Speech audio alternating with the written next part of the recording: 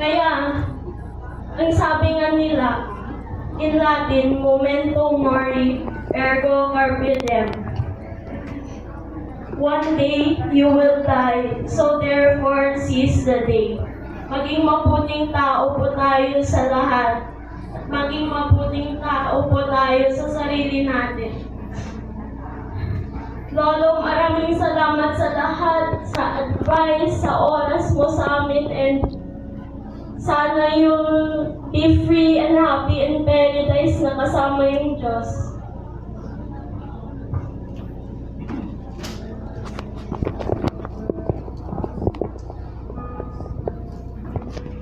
May I also call Miss Jerica to give her message.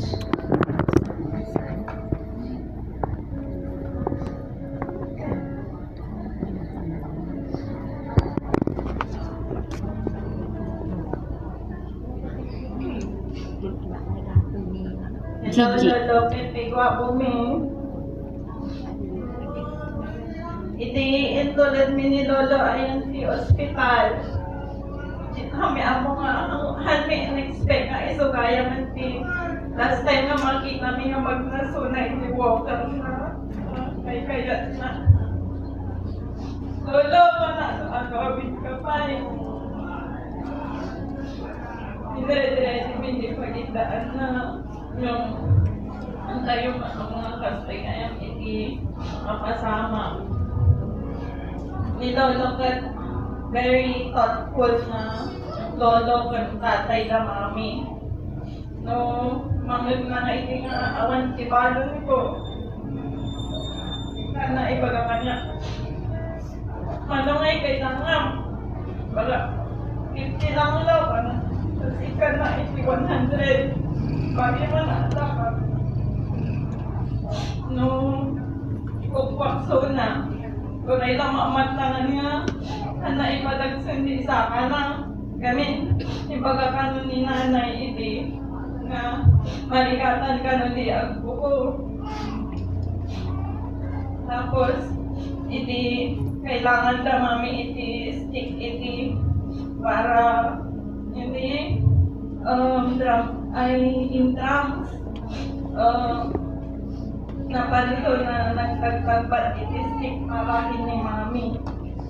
No, at di masapon mi at amin kini Lolo Boy Scout so na no, nasakit ti ulo yung kakin ni Lolo nabayadesit na no, kailangan mag-nail cutter yung kabulog kasi nail cutter ni Lolo no, awan si Cartib siya ni Lolo at si Cartib na amin yung gamit na at si makabesto amin tapos nagpagaot makan kaya na nito yung agaot makan ko sa amo na ti sukat na tapos no ika makanan jay alaan di tanong ko dapat di alat di tanong na dapat di alat di right ta iso tinalami is di left is si pagka makapil tapos da amin ada di palikan agas na nakapesto amin no ada di mapukaw amo na amin iso nga mamiss ko amin nga kwam lolo awanan iti nakulit ayon ti balay nga no bigbigat ka ang papatugtog di TV na ang kuya iti YouTube tapos no awanan iti pagpapakata ka na mapanaskol nilolo kami no mapangkaskol pinada pa ng loin kami sige ingat no lo mapana palingke sige ingat pasalubong take out na pay na mag-birthday ka tapos mamiss ko diyay no sumangko takbalay ni lolo palagi pagdediretso at tagos God bless tapos God bless us all pagkanayon kanya isang dagdagipan may amin nga love nga in paparamdam mo kanya amin nga jokes amin nga istorya nga no paulit-ulit minsan istorya na ni Lolo ngam kay kaya may matlatang nga ganda na kay kaya na mo na istorya. Tapos, lagi day advice na, lagi day sursura na kanya. Lagi day amin nga paparamdam na ka din, papa-experience na kanya amin. Love na love ta kaunay, lolo. No more pain ako nada. Nakanayon na pagbaga ka na. Joy, nagrigat, iti lumakayan niya ako na. Nagrigatan, ayan, ti lumakay ta, marigatan ka, mamag na, pagbaga na kanayon. So nga, at least ka kumano, ayan mo, and kadwa mo ni nanay, amo nga kasasaon din ay quality picture na kanayon. Sa istorya kayo ditan. Love na kayo, kami na apuyo, dagi jay anak yo.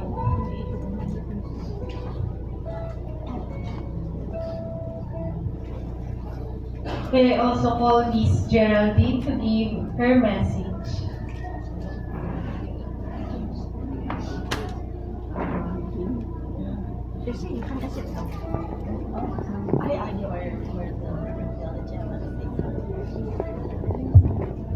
Okay, good morning po sa ating lahat. Awalan siguro tayo maipagakta na ipagana amin. Na istoryada aminan, pero adalihan dan may isa na istorya. Jay kanayon ng palisyon, no, walker is muna. Pagana, agpaigit ka, nagtakol tabagim. Nagtakol ka hindi pagi madumpar ko ka no isuna. Or madumpar na. Awanan jay apak yan na yun. Agap-apak kami ngamin at sinsinuron kami. Pinanayon kami at pinapilit. Haan tatay, hanak nga surwan. Amo nga surwan ti principal. Banana. At may suma, maestra, lang iso na principal. Iso nga, no, damadi nga aramidan na, ang lagi niyang sinasabi, follow what I say, don't follow what I do. Yun ang lagi niyang sinasabi sa amin. Okay, for hindi nyo ang mo siguro ni tatay is prayerful is una. Managlualo. Sometimes makita mi, i-JMT ko na, bet na, nakatugaw. Tapos, kung ano yung aramidin na, ag-meditate, ag-lulualo mo't gayam. Tapos, ibagtang ko yung istorbo, baka paguntan na. Makita mag-sign of the cross. Tapos, maano yung kalooban niya. Nagbuy-buya ti TV about family, nakakaiyak. Agsangsangin isuna. Mangigmigay sounds na nga. Yan na. Ang nagpigsa. Pero agsangin isuna. Maano siya. Okay, first of all, I would also like to thank muna. Gusto kong magpasalamat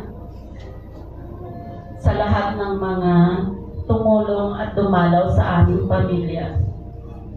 Okay, in behalf of my family, who would want to extend our gratitude to each and every one of you who are here today, at saka yung mga hindi nakadalo pero nagpunta sa wake ni tatay, maraming salamat. Thank you for taking your time to message us and to extend your condolences. To the family of Auntie Gloria, thank you.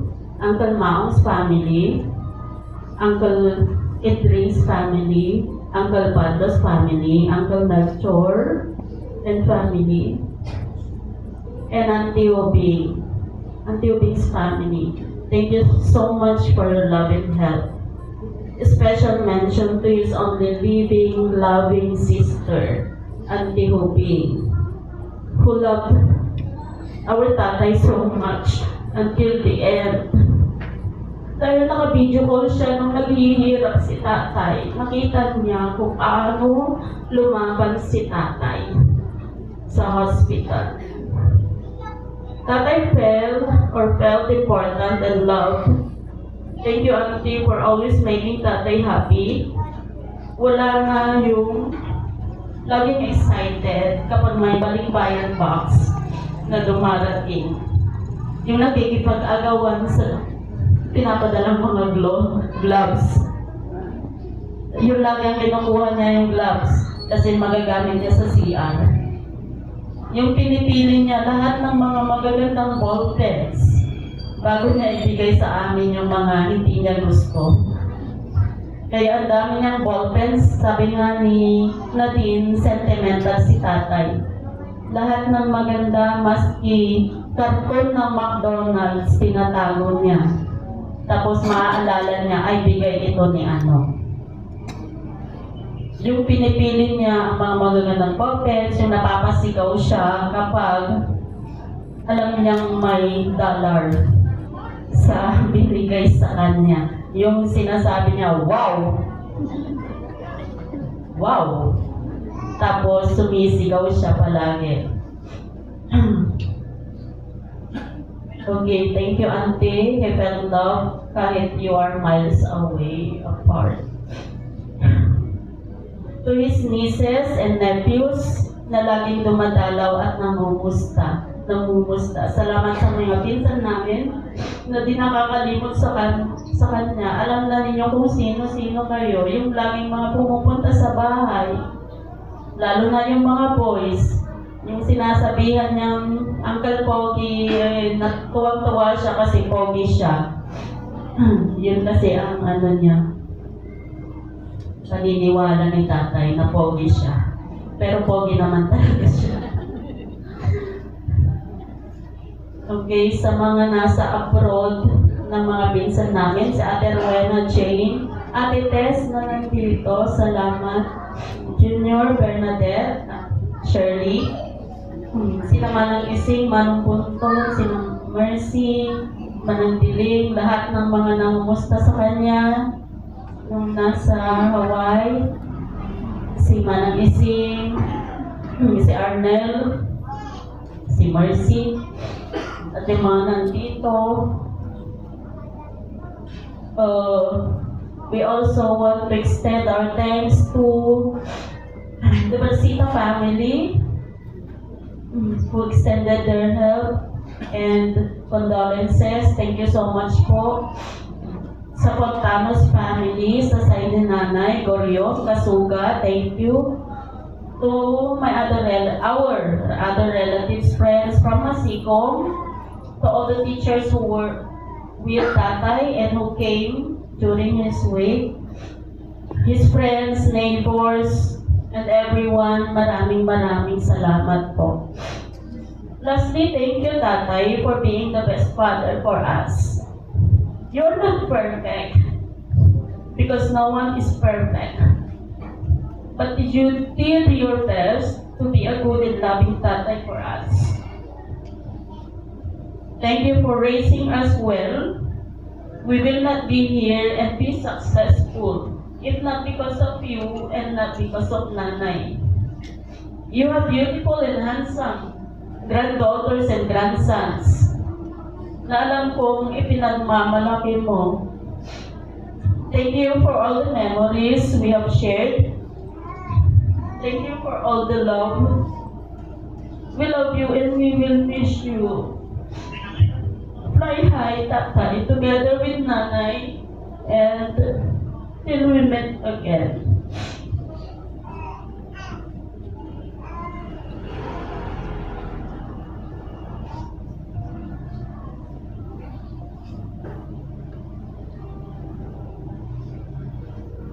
For the final viewing, family and friends are invited to come forward for the final viewing and personal farewell. Please line up at the center as this will serve as your entrance and you may go down as you exit. Neighbors will proceed first, followed by the colleagues, friends, and relatives, and lastly, the family members. Uulitin po.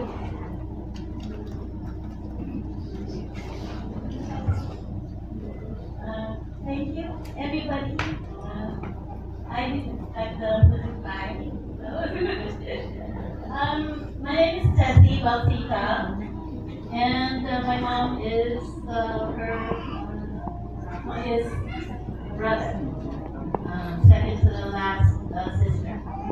So, ang naalala ko that's embedded in my mind about Uncle Pepe. Stop right there. Pinagalitan ako niya nung pag-alis ko sa Pilipinas. Pinagalitan ako ng Uncle Pepe. Nandun na kami, pinagin kami kasi sa airport.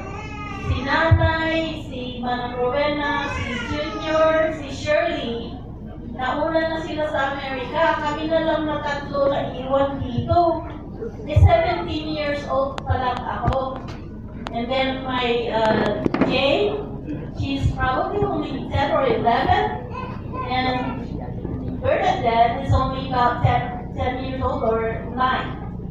So I'm the oldest, right? I'm 17 years old. And pinagalitan ako nung nandun na kami sa ticketing agent, yung stewardess doon, sinabi niya sa akin, do you know how to speak English? Wala, magbingi-bingi ka lang, hindi ka kahit agsao. Yung ulit ang tulpete, ako nga mag-English, wala. No, wala. Pinagalitan ako, wala ko na ka!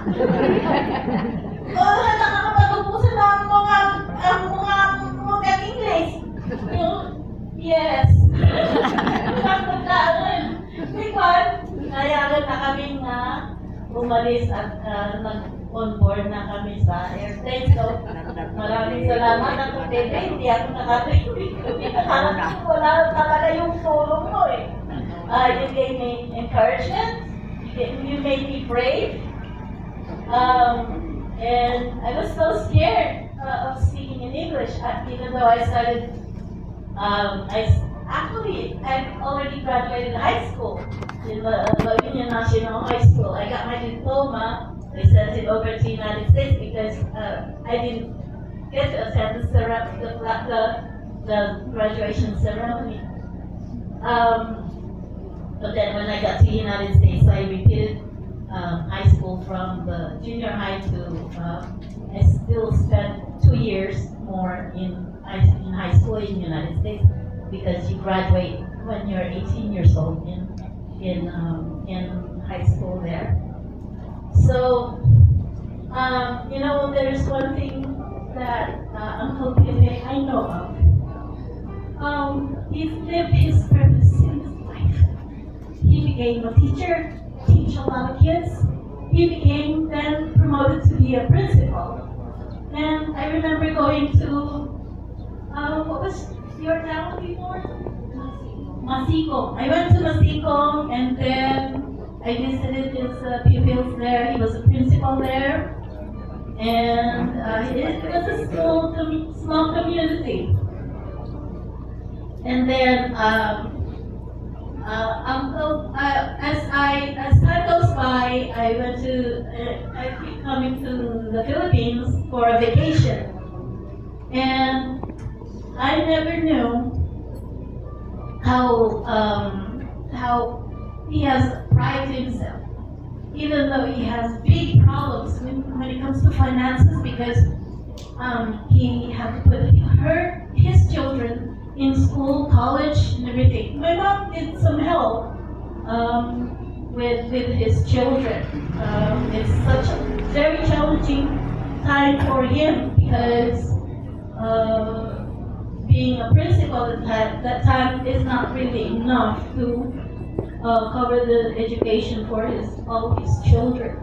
So, because of good team, even though it's a small thing, it's a big effect on us that he has helped in the past. So, if you guys help somebody with a little thing, it may be a big thing for the person that you've helped. And as I come back for vacation, he never told me. He never ever even bragged about his problem financially. And I learned, not from him, but from the people who he has schooled with. And, with God's grace, even though he's not asking for help, God find a way. God find a way to help him. And that's the truth. He never ever asked for help from us. He may have asked help from my mom, but I don't know that. Because I'm the only one that constantly come to Philippines and visit. I